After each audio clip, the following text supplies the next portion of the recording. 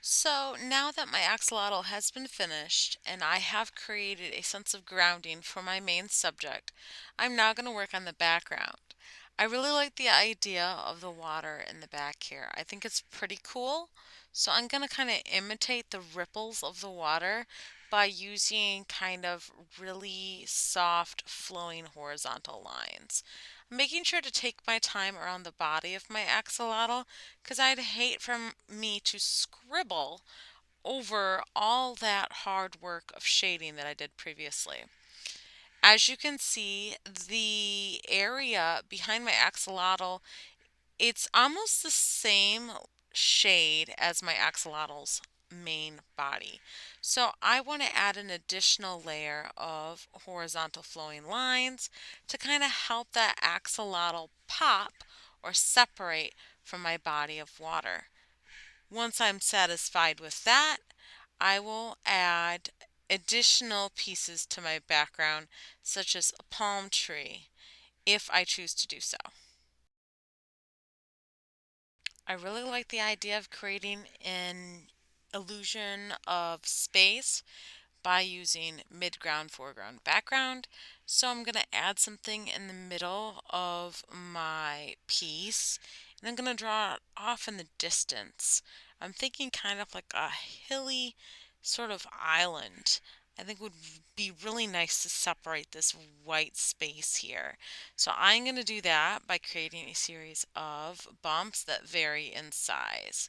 This will help give it more of a natural feel instead of a kind of cut out cookie cutter shape. The space here in the upper right hand corner of my work is way too large, so I'm going to break it up with a palm tree. For the trunk, I will do two curved lines that are almost parallel to each other, and then they'll intersect at the top to create like a curved triangular shape. This is going to be the trunk of my palm tree. I really don't want my palm tree trunk to look too similar to my water or my axolotl's body. So I'm going to use more of a straight horizontal line for my shading, my shading pattern here. But I am going to continue the 3-2-1 secret shading technique that I mentioned earlier.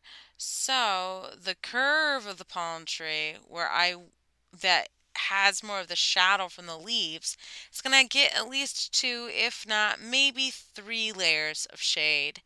And the light side of the palm tree that's exposed to the sun is going to get maybe one or two layers at most. This is going to help create a three-dimensional palm tree, and it's going to help my piece all come together in a unified manner. But first, before we even consider adding those layers of shade, let's get those palm trees blocked out using zigzag shapes to create like the jagged edges of the palm tree's leaves. These leaves are going to help us distinguish where we need to put those darker layers of shadow because the leaves are going to be the things in which block the light, so to speak.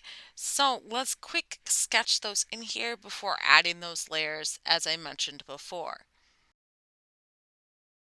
Now that we have the leaves sketched out and we know exactly where the shadows are going to be placed, we can now add that secondary layer of shadow using that horizontal line that I talked about earlier. This will give your pine tree more of a three-dimensional feel and more of a cylindrical shape to the trunk of the tree. Remember, we're only going to be doing the edge of the tree trunk here to create more of a well-defined three-dimensional shape. If you do the entire tree as a whole, it's going to flatten the tree and it's not going to make it look three-dimensional. It's going to make it look more two-dimensional if you use two layers of shadow all along the base of your tree. So just work on one side and that will give the illusion that there's a shadow wrapping up and around the body of your tree trunk. Now that we have our water, our sand, our island, and our tree trunk established, it is now time to add details to the tree leaves themselves. For here, since I'm going for a cartoony kind of flair, I kind of added stylized veins in the leaves themselves, and I'm not going to worry too much about the shading because I really want those leaves to be super different than the tree trunk, and I kind of want the outliney look to emphasize the cartoon theme that I'm going for.